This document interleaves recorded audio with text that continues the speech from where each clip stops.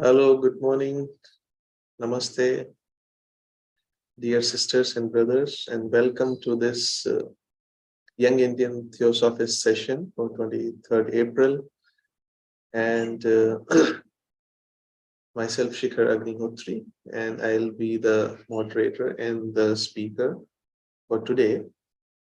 And before we start, as usual, let us all come together in heart and mind and invoke that immutable principle in which we live, move, and have our being.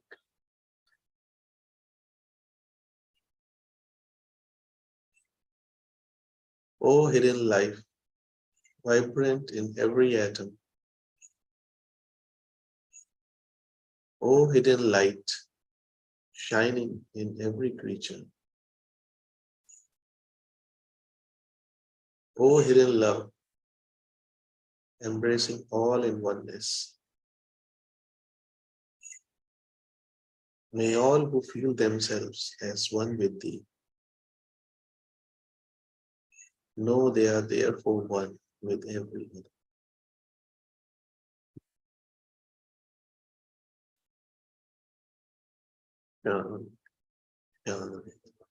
Yeah.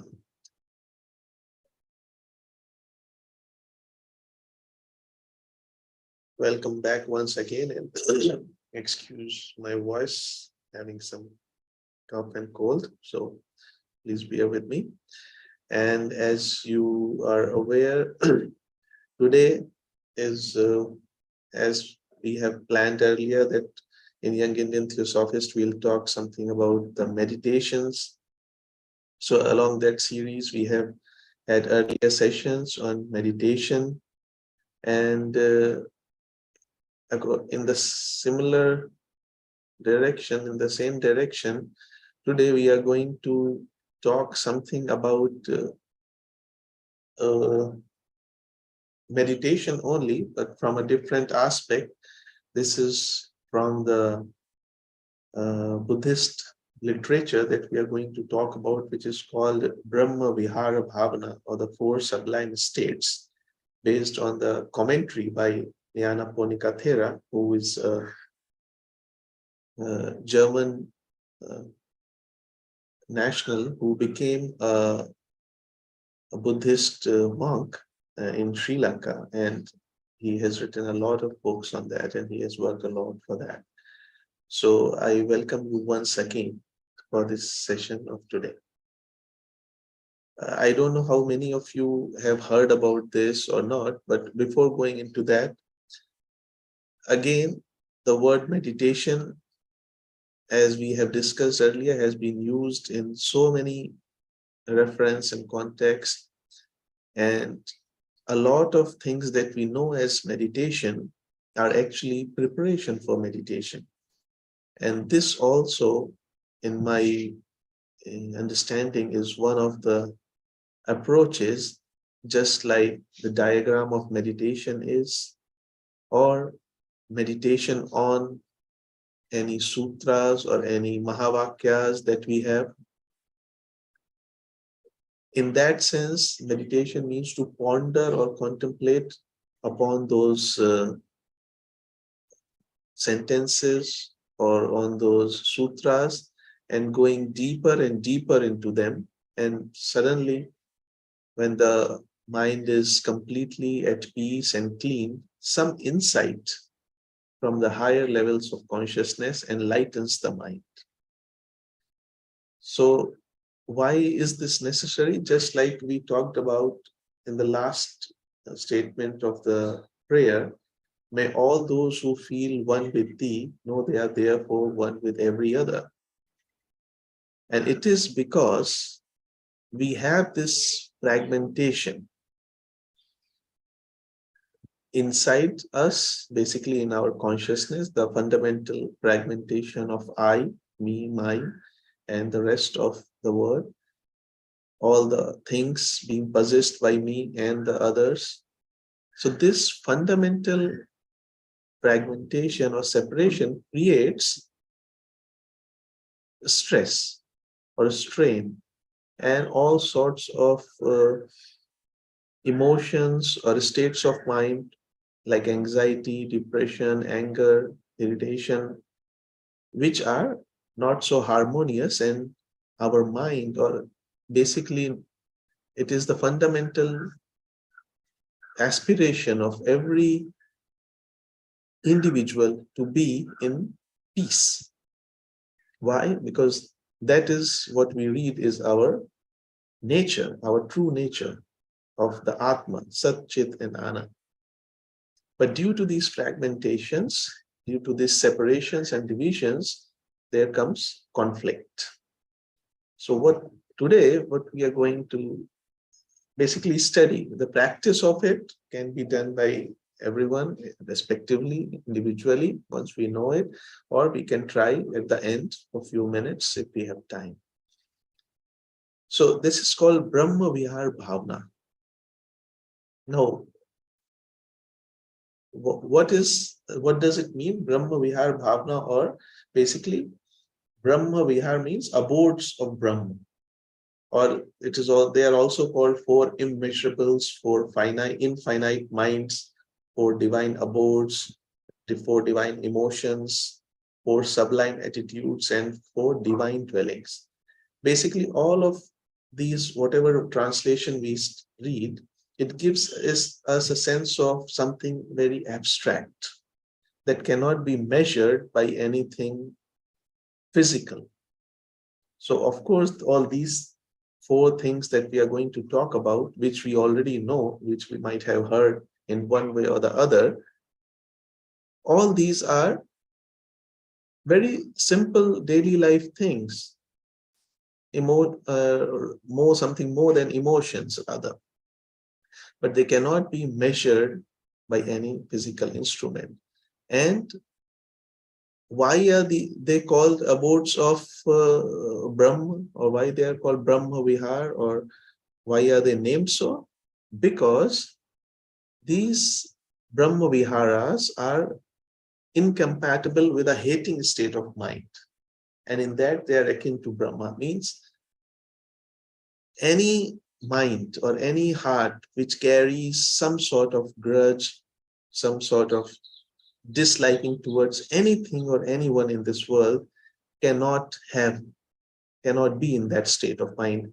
And that state of being is Brahma, as per the traditional Buddhist scripture of Brahma, the transient ruler of higher heavens, which is in contrast to many other conceptions of deities in religions, where the devotees are God fearing instead of God loving, and to avoid the wrath or anger of God, they should do certain things, righteous actions. But in this case, in this literature, Brahma is free from any kind of hate or anger. And a person who develops these four states by not only contemplation, meditation, but also by conduct, that is, by living them, is said to become an equal of Brahma.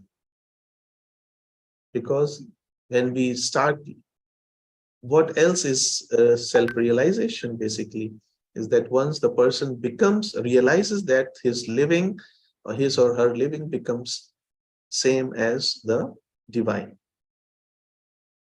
And if these four sublime states become a dominant influence in the mind of the person, it is said that when after death he'll be born in the higher worlds, the realms of Brahma, that is the Brahma Loka.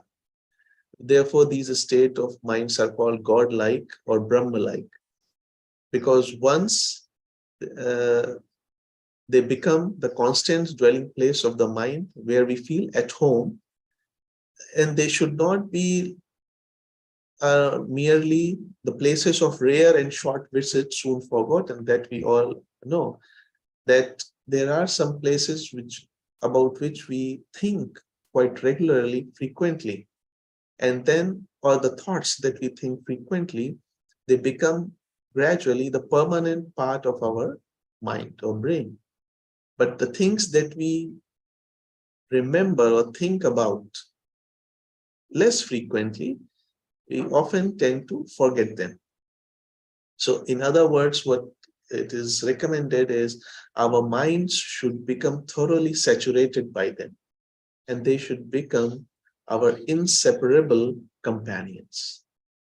And we should be mindful of them in all our common activity, without which it is just not possible that if we think by sitting 10 minutes in a silent, dark room and we just practice that meditation, the thinking about these thoughts, and once we come out of that state of being, we get back to our normal routine of what we were doing earlier, then that will not help. So contact and meditation will come, both together will help in developing this. The thought of being reborn in the lok of Brahma, regarding that, according to Richard Gombrich, and who is an Indologist and scholar of Sanskrit, Pali, originally the usage of Brahma Vihara referred to an awakened state of mind and a concrete attitude towards other beings, which was equal to living with Brahma here and now. And I think we all agree to it. Whether it is hell or heaven or pleasure or pain, whatever it is right here, right now in our hands.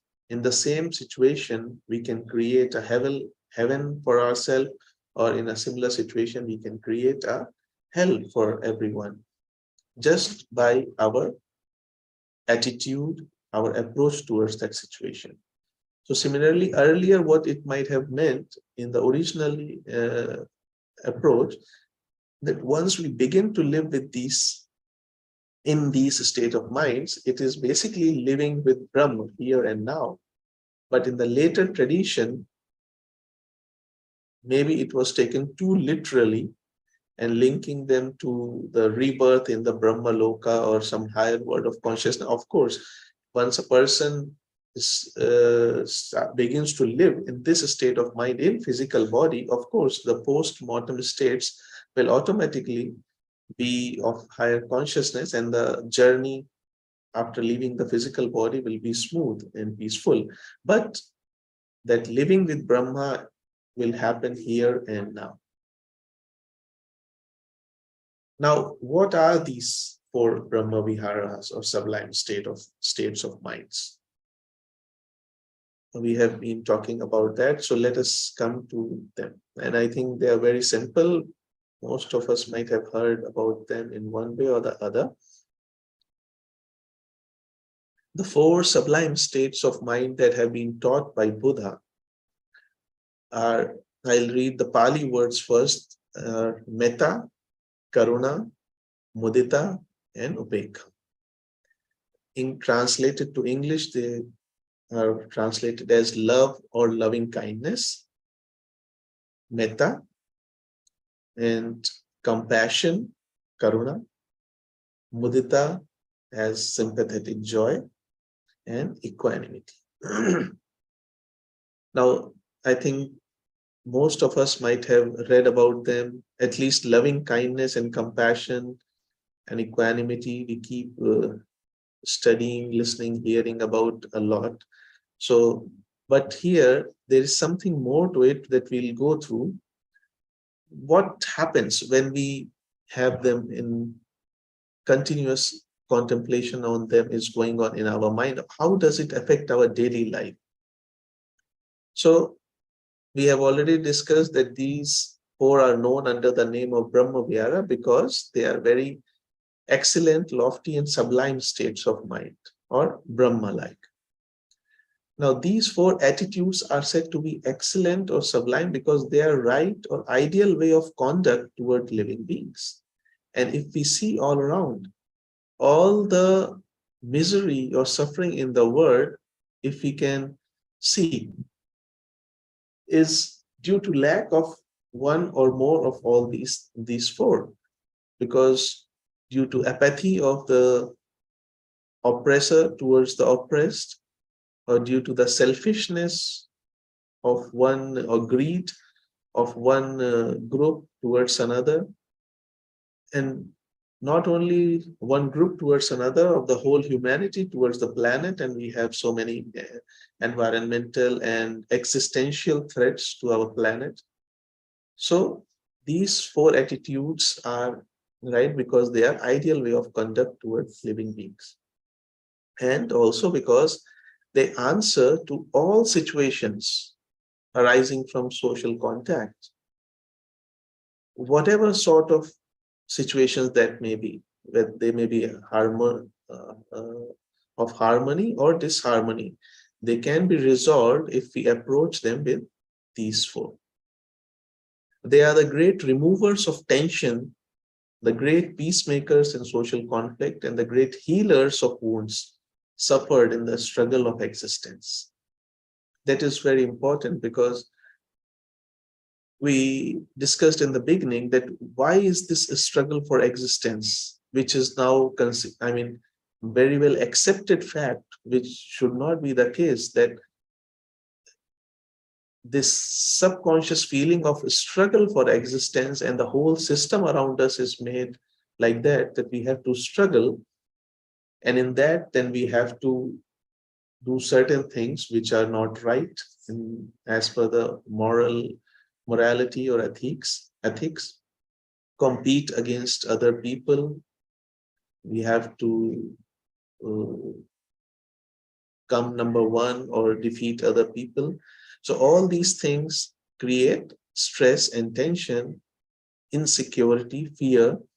But these four states of mind or attitudes, once we will practice, when we'll come to it later, we'll find they remove the root from, and it's not like they help in any superficial form, like maybe if we are anxious at any moment, we can actually distract the mind, and for a temporarily we can get rid of that anxiety. But that is not the solution, a permanent solution to that anxiety. The permanent solution is going into the root of the anxiety. Why is it coming out? And then removing it from the very root of it.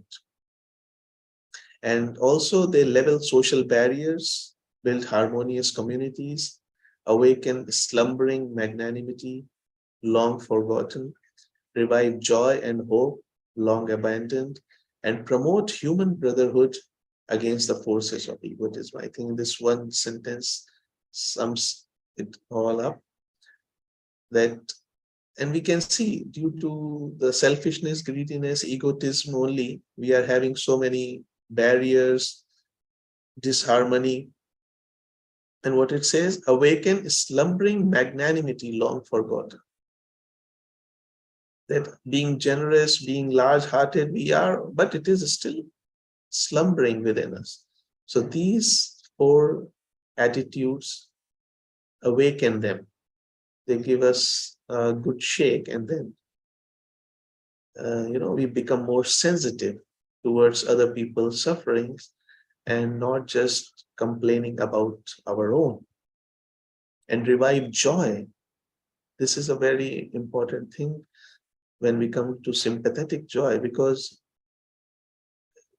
we maybe we have forgotten to be joyous in somebody else's achievements, until unless, okay, our joy is quite limited to something related to still I or me. If that person with whom I am related achieves something, I feel joy. Of course, if I achieve something, I feel happiness, joy. If somebody related to me achieves something, I feel joy. But what happens when somebody I don't like achieves something great? Can I still be joyous as an achievement for humanity? That somebody human has achieved something noble, and so it is an opportunity for being joyous. So all these things uh, affect on our daily life. Now, coming to this meditation aspect, what does it says in the Sutra, Metta Sutra, the song of loving kindness, as it is called, it says, when standing, walking, singing, lying down, whenever he or she feels free of tiredness, let him establish well this mindfulness. This, it is said, is the divine abode. That is Brahma Vihara. So basically, in any aspect of our daily life, we have seen the words standing, walking, singing, lying down, working. Of course, whenever he feels free of tiredness, that is also one very important thing that sometimes we don't realize or give importance to, that such kind of study or meditation will not be very effective if we do it. We need sufficient energy for it. We should be sufficiently fresh for it. That's why it is said also, that upon waking up in the morning is the best time for meditation, because the real freshness, real energy has what we get is through deep sleep. It's like kind of recharging from our higher self. So just so that for any transformation, for any jump that we have to take, not physically, of course, but in a consciousness level of consciousness, it needs certain energy. And when the physical body is tired, that affects the mind also, makes the mind lazy. The mind does not remain more sharp because the physical brain is not sharp. So in that case, better to rest first and then let him establish well this mindfulness. What is that? These four: love or loving kindness, compassion, sympathetic joy, equanimity. I think those who understand those who understand Hindi will really appreciate the the Pali shabds, words that were being used, because I think to find the exact equivalence is sometimes difficult in another language. Is metta, karuna, mudita, and upeksha, equanimity. They are also known as the boundless states. Why boundless state? Because in their perfection and their true nature, and they should not be narrowed down by any limitation as to the range of beings or directions towards whom they are extended. That is why. But normally, if we see, we are very loving, we are very compassionate, we are joyful, and we are also equanimous, but only in a limited circle, in a circle of our knowing, the circle of I. And we almost become numb, or, you know, uh, almost becoming not caring, not sensitive to something to which that we are not related at all. But that is why that is not true love or compassion or equanimity. So for them to be true love or metta, true compassion, true sympathetic joy, true equanimity that is our of mind, they cannot be narrowed down by any limitation whatsoever. So even if we'll come to it when we see that even if I am thinking about my, arch enemy, if there is so, or someone I don't like, or someone who has caused a lot of pain to me, can I love that person? Can I be compassionate towards that person as well? Or if my competitor achieves something, can I be having a feeling of sympathetic joy within me for that achievement? If yes, then yes. Then there is no more words, but anybody who can be in that stage is living with Brahma there and then. So they should also be non-exclusive and impartial, not bound by selective preferences or prejudices. A mind that has attained to that boundlessness of the Brahma Viharas will not harbor any national, racial, religious, or class hatred, which is very well, if we see what Theosophical Society's first objective is, to create a nucleus of universal brotherhood is nothing else but this, without any distinction.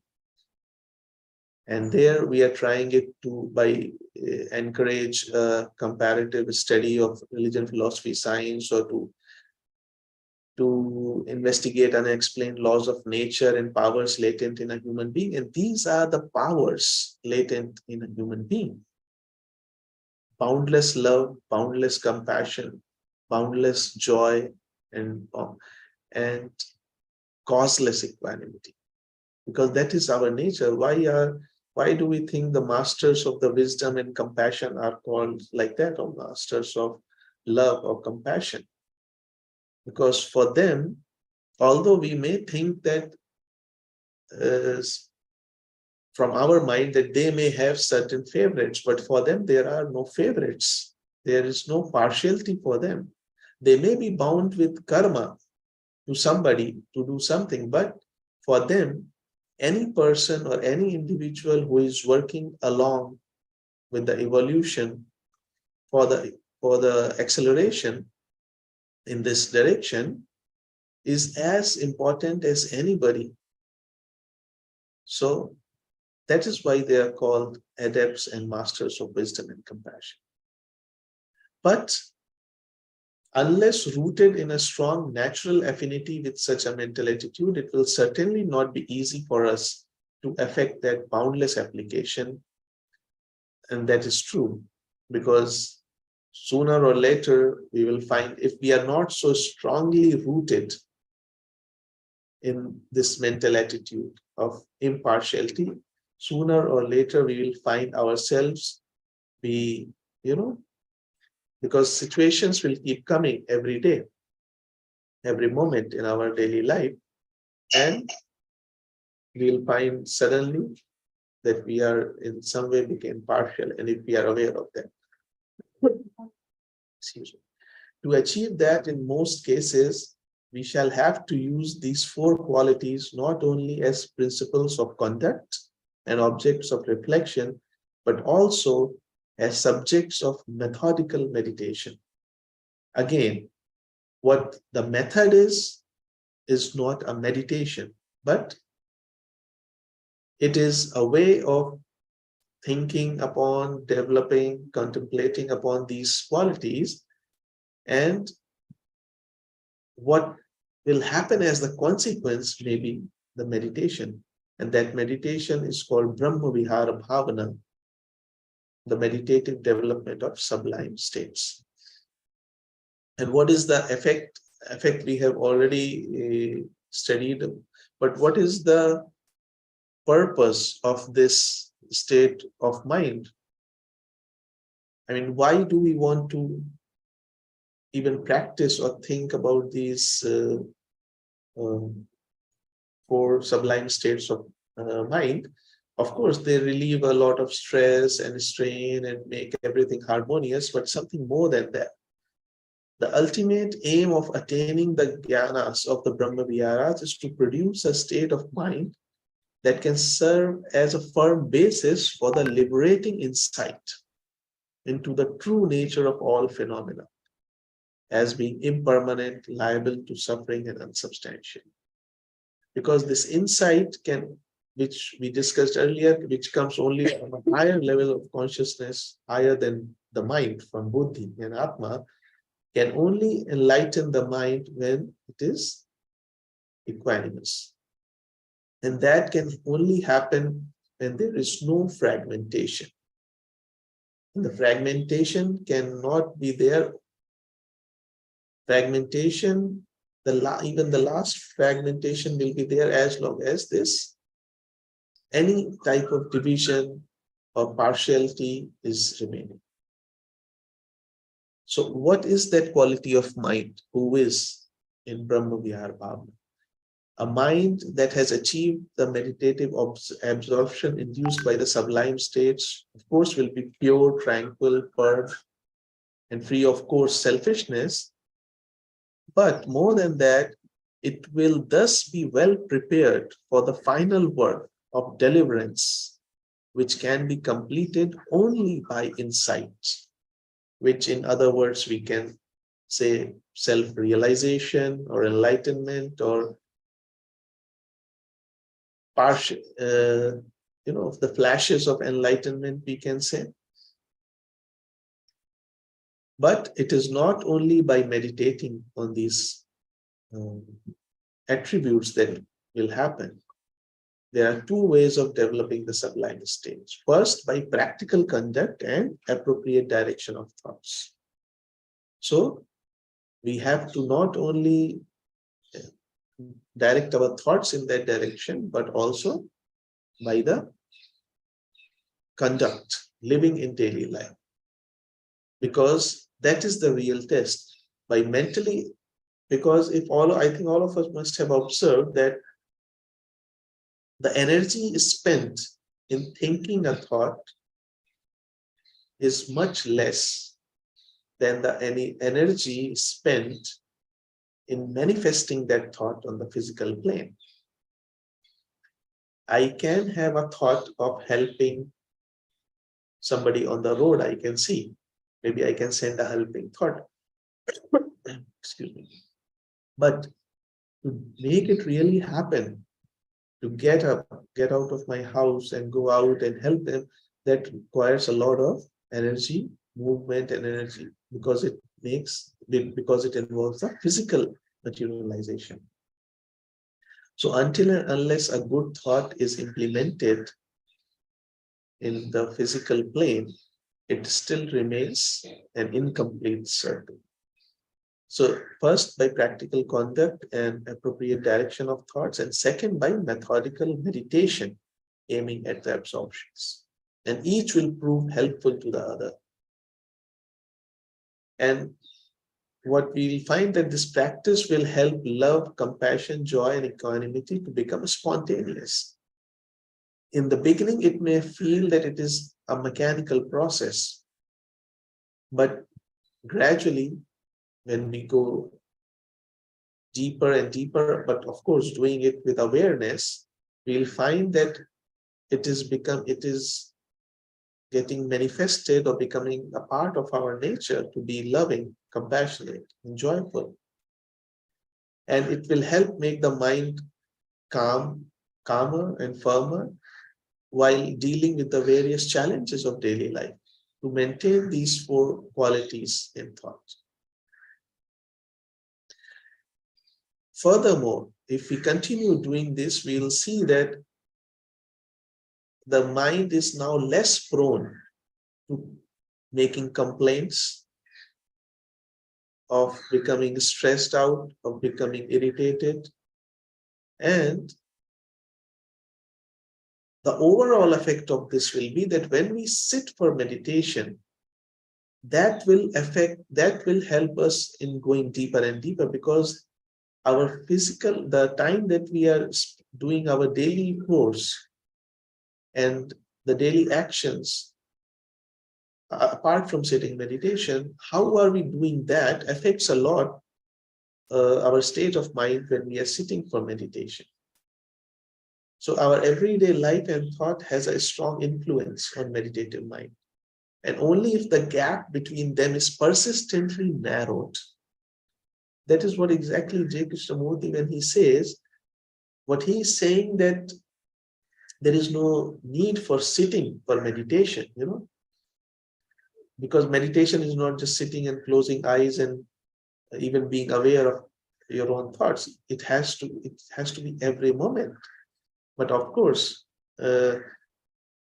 understanding the limitations of a beginner, of a person who has, just beginning to walk the path, the initial stage of sitting in meditation with at least, with at least some conducive atmosphere around, maybe a music or no music or nature or darkness, eyes closed, and all those things. The purpose of that is not that that is the end in itself. That is sitting is a means so that that state of mind while sitting meditation continues when we come out of that sitting meditation also. But what happens is that sitting meditation becomes the end in itself, that it does not remain a means to an end, but it becomes the ultimate aim, that the person sit in meditation, and then when we get out of that and we engage in our daily life as usual. So what this gap is persistently has to be narrowed down, and that will only help for a steady meditative progress and for achieving the highest aim of the practice. And why thinking about this will help? Because Buddha has said, and what power says, or all those, whoever has studied about thought and its effects and thought powers knows that what a person considers and reflects upon for a long time, to that his mind will bend and incline. So if we think about, contemplate about, reflect upon these four Brahma Viharas, of course we will become closer and closer, and that will gradually become our nature. Now, coming to the process of that, what meditation is, and maybe in the end we'll just try to do, I'll just share with you this, or maybe at this point of time, I can request everyone also to close their eyes if you wish to, and I'll just describe the process and see if we can do that journey together, because it is really I think it has its own effects if we sincerely do it, because of course, not just because I am saying and it is given by Buddha or by so many other people have recommended, but try for your own self, and I'm sure that there will be some definite, tangible results for yourself to observe. So the process, what this does is that it systematically breaks down all barriers. We can, if you want, can close the eyes. Systematically, it breaks down all the barriers, because in our consciousness, although consciousness cannot be divided, but we try to fragment it by making it, boxes of our personal life and professional life, spiritual life, and different kinds of boxes, but they keep affecting each other. But we think we have fragmented them, and that's where all this the conflicts happen. So what this does is systematically it breaks down all barriers, restricting their application to particular individuals or places. In this meditative exercise, what we are going to do, the selection of people to whom these thoughts of love, compassion, or sympathetic joy are directed proceeds from easier to the more difficult. Right? So now let us just close our eyes, and let's say we do for loving kindness, right? Or love, or even compassion or sympathetic joy. We start with an aspiration for one's own well-being, okay? Using that as point of reference for gradual extension from there. So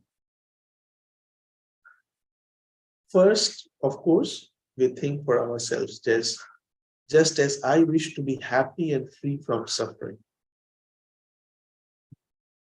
so may that being. Now, in that being, when we are extending the thought of loving kindness to a person, we begin with someone for whom we have a loving respect. You can think of any person for whom you have loving respect. Maybe your teacher, maybe your uh, someone whom you idolize, or your parents or some friend, somebody from whom you have loving respect. So just as I wish to be happy and free from suffering, so may that be too. We can imagine the image of the person also. Then,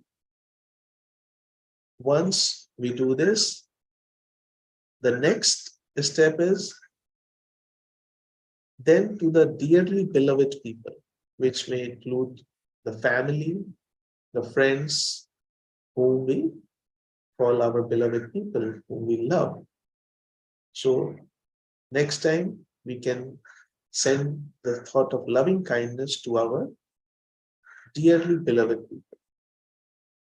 Then we go to a next step, which is a bit more difficult because now we are going into the territory of indifferent ones. Just as I wish to be happy and free from suffering, so may all those beings whom I do not know exist in this world, in this manifestation. And there can be millions and billions of those. But each of this step has to be, felt deeply and not to do just a quick run over, but step by step. Imagine as many people that you can imagine cover in that circle of loving kindness. So we have gone from ourselves to a person or persons whom we have loving respect for, then to the people whom we love dearly, then to all those indifferent ones with whom we are neither directly related in the sense in personal capacity, but who all are fellow travelers on this path. And finally, the most challenging step to those whom we dislike, or if somebody wants to use, or if somebody has the term we call as enemies, those whom we think are our enemies or whom we do not like or who do not like us, to them also we should be able to send this feeling of loving kindness, compassion, and joy. And that makes that covers every aspect of our, the fragmentation that we have in our consciousness. I, me, myself, that is welfare for me, myself, to whom I have loving respect, to whom I dearly love, to those with whom I am indifferent, and also to those whom I dislike. In the beginning, it will be a little difficult, but gradually what you will realize is that after we have been able to cope with the hardest task, that is to direct one's thoughts of loving kindness or compassion or joy to disagreeable people. If you are aware, or even if you are not aware, maybe the others will begin to see the change in your behavior, because now the barriers, those all, because see, there is no physical barrier inside the consciousness. The barrier itself is an imagination created by this delusional sense of I-ness. So now when we are using our conscious mind to send this feeling of love to all of them without making any discrimination. In the beginning, what you will realize doing this, that when you are sending these feelings to your family, friends, the person whom we have loving respect, the feeling is very warm. But the moment it comes to the indifferent ones, it loses its warmth a little bit, or maybe a more. And when it comes to disagreeable people, maybe there is no more warmth at all. But gradually, if we persist in that, in this process with awareness, we'll realize that gradually there will not be any more discrimination between these four kinds of people. And you will find that the same warmth will be there for the disagreeable person as it is for the person we love or for whom we have loving respect.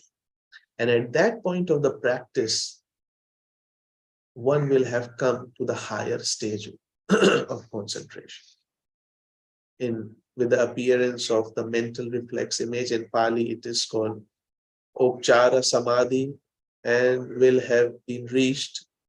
It is called Upchar Samadhi. Upchar is, ironically, it is called the healing Upchar, when you go to the doctor, or solution basically.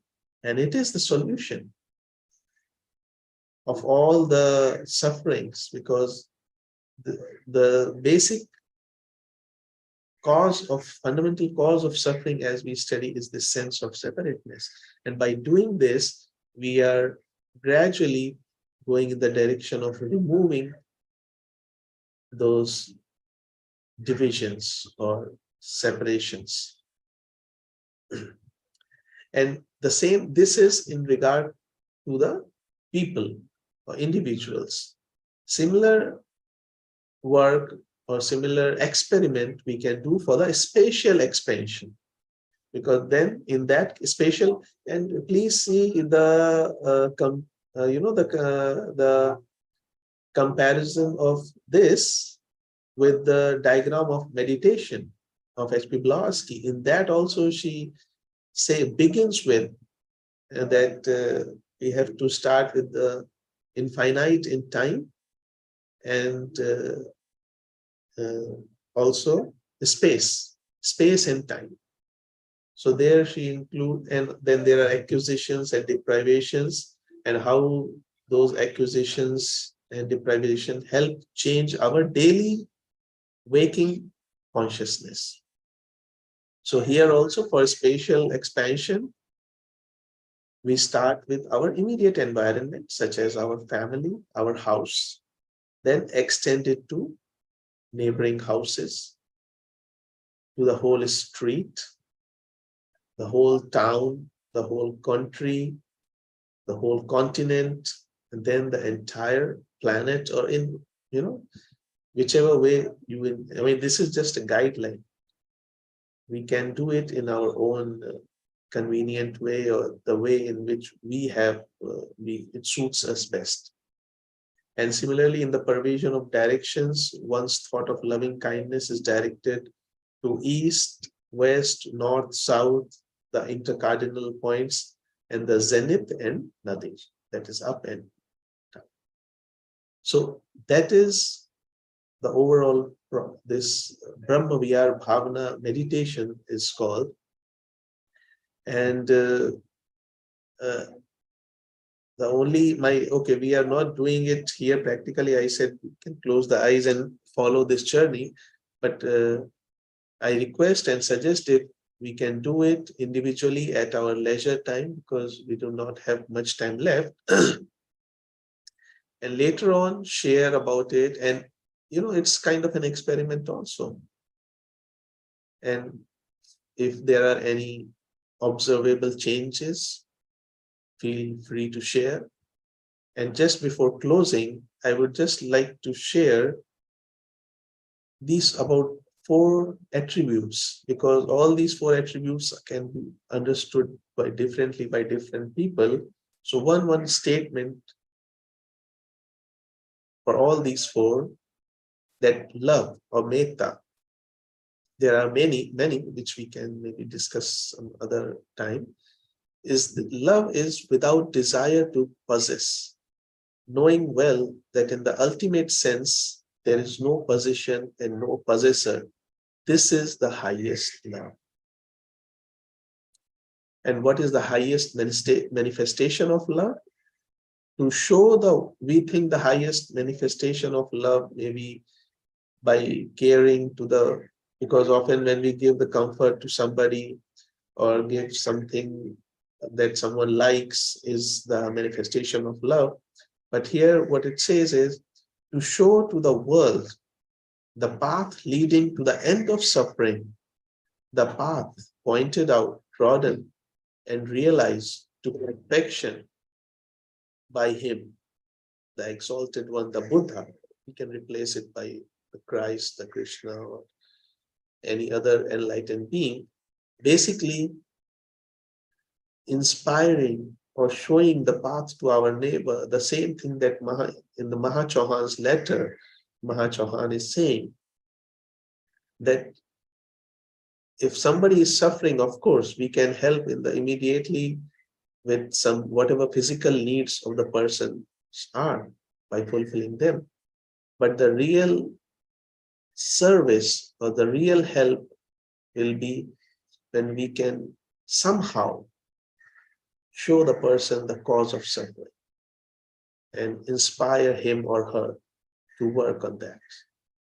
The same thing is about compassion. Compassion, because why there is so much lack of compassion? Because our own little griefs or sufferings or joy bars our view, deafens our ears, and bound by the selfishness, our hearts turn stiff and narrow. And being stiff and narrow, how should we be able to strive for any higher goal? To realize that only release from selfish craving will affect our own freedom from suffering. And it is compassion that removes the heavy bar, opens the door to freedom, makes the narrow heart as wide as the world. And sympathetic joy, again, as we discussed, this is one of the very difficult things, because it's easy to feel sorrowful or sad in somebody else's sadness. But it is very difficult to feel joyful, equally joyful in somebody's joy. I mean, you can experiment with that, because somehow when somebody is sad, we can be, okay, this reminds me, I don't know if I'm out of the track here, but this suddenly reminds me of a scene from one of the movies, in the movies Three Idiots, in which one of the statement is that, it feels sad that your friend is failing, but when you come to know that you have stood last, but your friend has, come on the first top of the list, then you don't feel so happy, or it was something like that. Because in sadness, maybe still there is certain sense of ego working, but when the other person is happy, to enjoy, to feel equally happy in that person's joy is the real maybe test of selflessness, I guess. And finally, equanimity. Equanimity, of course, I don't think it can be developed until and unless we have a strong understanding of law of karma, which it says clearly, that it must be based on vigilant presence of mind, not on indifferent dullness. Because it is the clear understanding of how all these situations of life originate, all the sufferings of life originate, and of our own true nature. Without this insight or without this understanding, we can calm the mind superficially, but that equanimity, the firm equanimity that we are aspiring for, will never be ours. Because only this knowledge, understanding of law of karma frees us from fear. And it is the first basis of equanimity. Currently, we find equanimity by securing ourselves by various aspects, emotionally, spiritually, financially, socially, professionally. We are taking refuge in those secure things to make it feel at peace. But by taking the refuge in karma, that even if the life is bringing us hardships, but still the only savior of us is our good karma. That by taking this refuge, confidence and courage will grow within us. And confidence in the protecting power of our good deeds in the past, and courage to perform more good deeds right now, despite the discouraging hardships of our present life. Because we know then that only the noble and selfless deeds provide the best defense against the hard blows of destiny. And it is never too late to do a good karma, a right time for good actions. So with this comes that equanimity that is unshakable. And the second insight on which equanimity should be based on is the Buddha's teaching of no self. That is, I am not the doer. The more we think in terms of I, the more this fear, the more this insecurity, the more anxiety comes in our behavior and nature. It is the delusion of the self that creates suffering and hinders or disturbs equanimity. So these two aspects, these two insights will help us in developing equanimity. With this, I come to the end of this sharing today, which I found personally very inspiring and very relevant and very in harmony with what we study in theosophy. So I thought I should share it with everyone. And if you feel like, please feel free to read more about it and practice, in the sense, experiment with it, even in the relationships with other people, nature, and observe the changes. And with this, I put rest to my voice. And if anybody has any questions or to add something to it, please, you are most welcome. And excuse me again for my voice. Yes, brother Basavarajaji, yes. Is it mindfulness same as Brahma Bhavana? Yeah, actually, yes, that's what it's. Thank you, Sister Jasmine. Yes, mindfulness is being aware. What actually the terms we can sometimes get in the in the forest of words, we get too confused because the same word is used in different reference and different context. But here, when it is said that when standing, walking, alone, sitting down, whenever a person feels tired, let him establish, well, this mindfulness. This, it is said, is the divine abode. So actually, what normally mindfulness maybe people are taking is that becoming aware. being aware in the particular moment without any what we are doing. So because we are so used to get involved in our anything daily activities that we tend to lose the awareness. But in this case, I think this is something more that, or maybe because right now what we are discussing is the practice of sending the thoughts of loving kindness, compassion, joy, and equanimity. But when we are actually in that stage, then all these just automatically, ooze out of our existence, because all these are basically our true nature.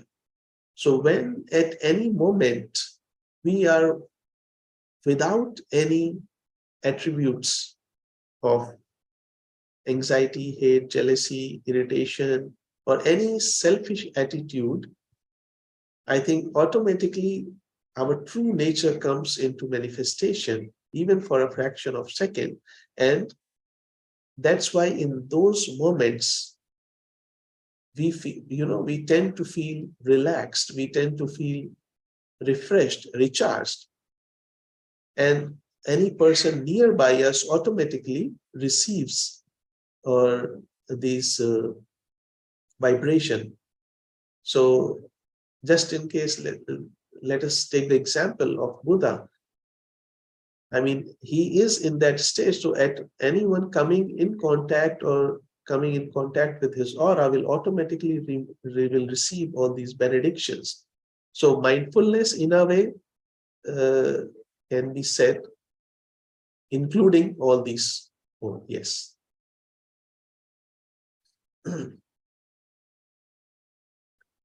And Shindeji, yes, sir, you want to say something, sir?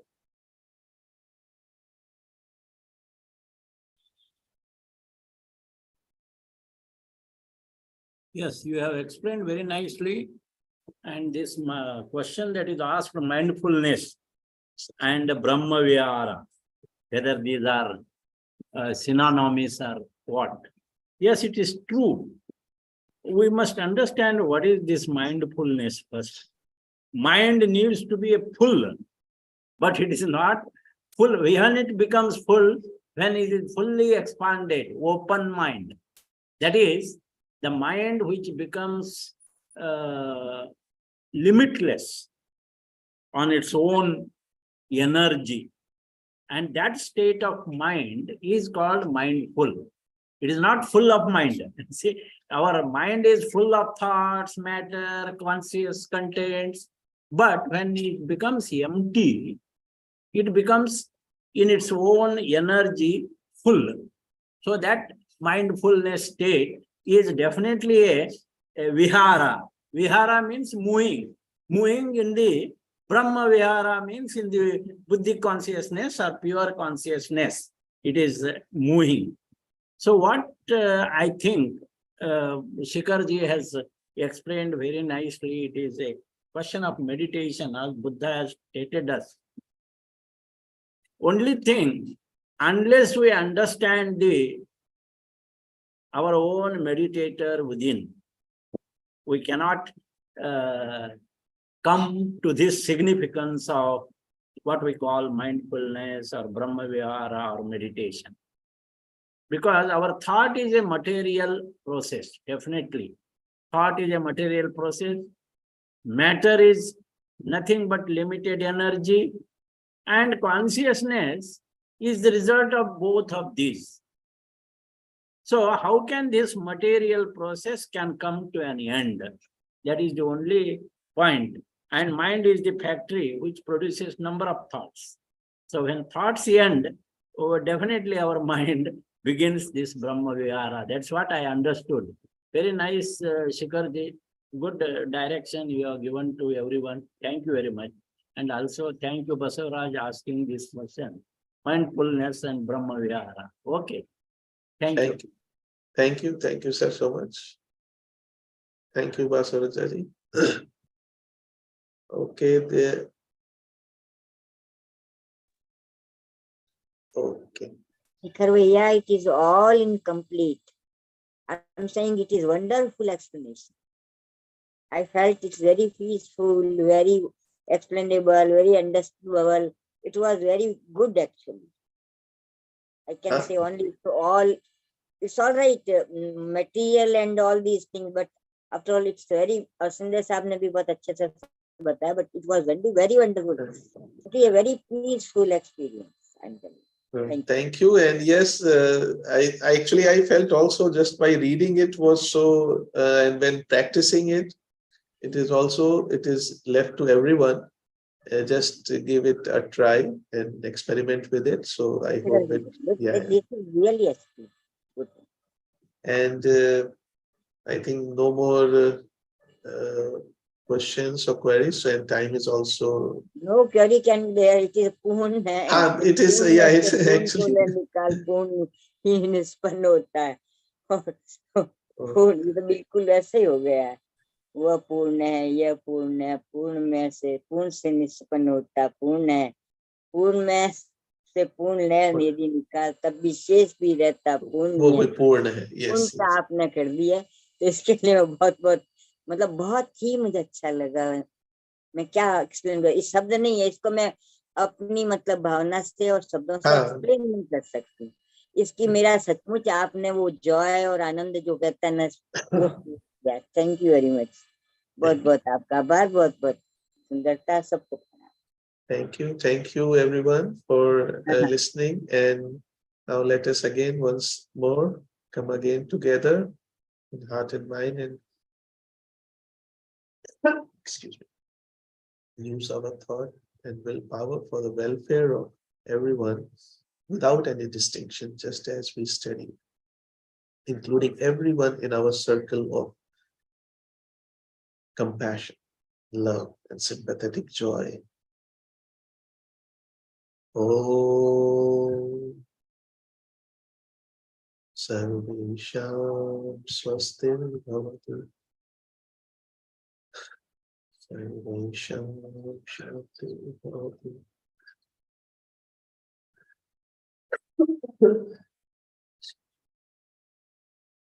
Sarvesham Purnam Bhavatu.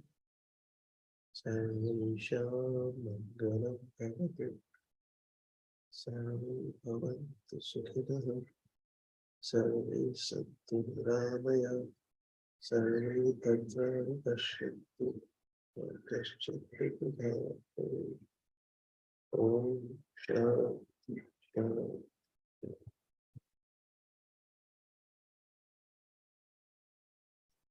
Thank you everyone once again for joining, and have a wonderful week ahead, and good wishes to all of you for Akshay Tritiya, Eid, and all the festive season. Namaskar. Thank you. Thank you. Namaskar. Thank you.